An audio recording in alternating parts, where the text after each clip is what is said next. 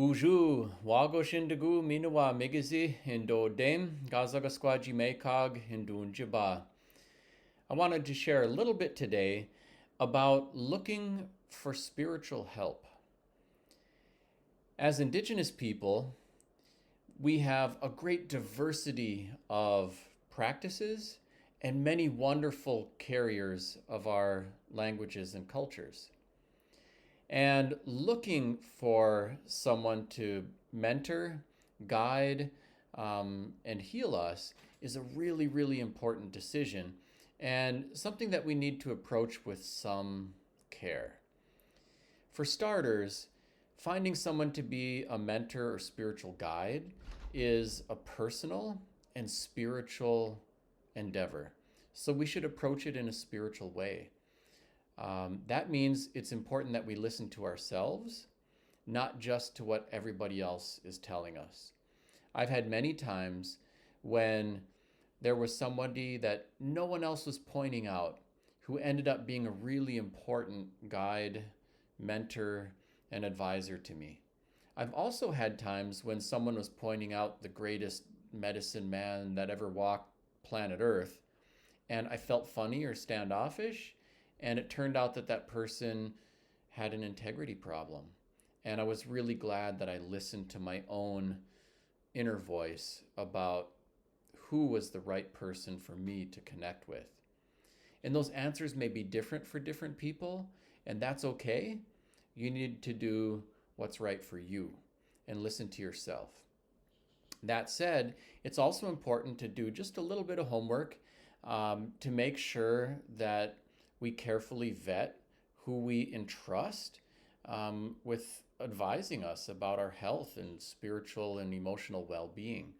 So if you're just getting started, it's good to ask around and talk to people that you respect and trust.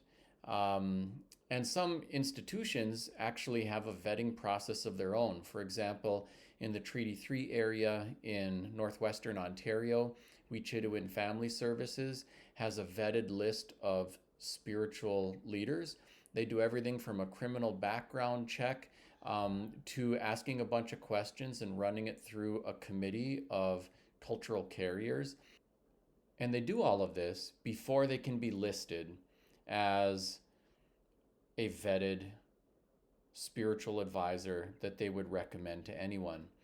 The Mille Lacs Band of Ojibwe in central Minnesota actually vets spiritual leaders and has a couple who work right out of the main clinic and can advise people about traditional medicines and things like that. And people can come there for their regular kind of Western medical treatments, but also for spiritual advice and Indigenous medicines as well. And then as you get started and you're listening to yourself, it's also important, as you go, to find your find your way on the path, that there may be different points in time in your life when you need a different advisor for something. For me, even with my children, I've been careful to have both male and female namesakes for my children because I want my kids to learn from both men and women. But for example, when my daughters were coming of age and making their transition into womanhood, they spent a lot more time with their female namesakes, aunties and grandmas, to advise them about that part of their spiritual experience. And I think it's good to have that approach. At the same time, it's also important to be aware that if you have an important question like, what is my clan? That if you ask 10 different people and you get 10 different answers, that means you get to listen to one and have to disregard what 9 other people told you. So it's the establishment of the trusting connection that's really the important decision, and then having faith in their advice and guidance about important spiritual matters. Also, as you go about engaging in this work, I wanted to say something to those who are advising and counseling others. I think this happens to everybody who's getting a little more seasoned in their own development, learning our language and culture. People may come to you and ask you questions. And so if you know the answers and somebody's approaching you with tobacco in a respectful way, then I think it's important that we share our information and our wisdom. And if you don't know the answer, or they're asking for a ceremony that you don't know how to officiate, it's okay to say, thank you for asking me. I don't know the answer to this, or I can't do this particular ceremony, but I'm going to help connect you to somebody who can. And that's a way to honor the tobacco without overstepping our own training or comfort around things. Something else, too, for anybody who carries any measure of our culture and language, it's important that we safeguard the integrity of the spiritual needs of our people. So that means when people start coming to you with tobacco, it's important that you respect them as human beings.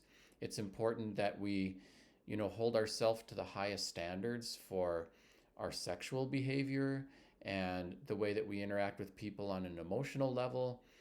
It's important that we don't engage in violence and things like that.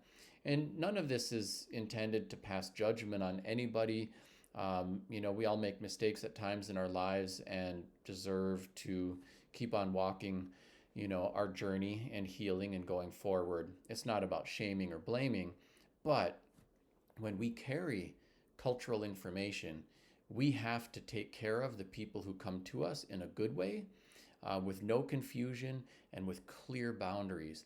Because ultimately, if any of that gets fuzzy or foggy, or worse yet, does harm to someone, not only does it harm that individual, it harms the person who did the harm, because our reputations are everything.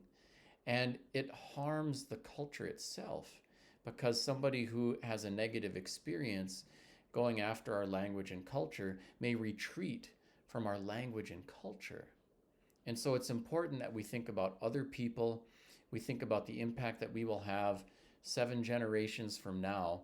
And in that way, we can all learn from each other, and we can also help and guide other people who are new to the circle and their Red Road journey.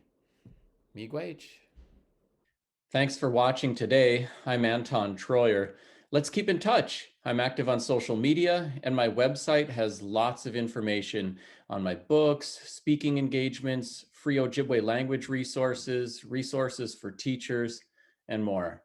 Miigwech.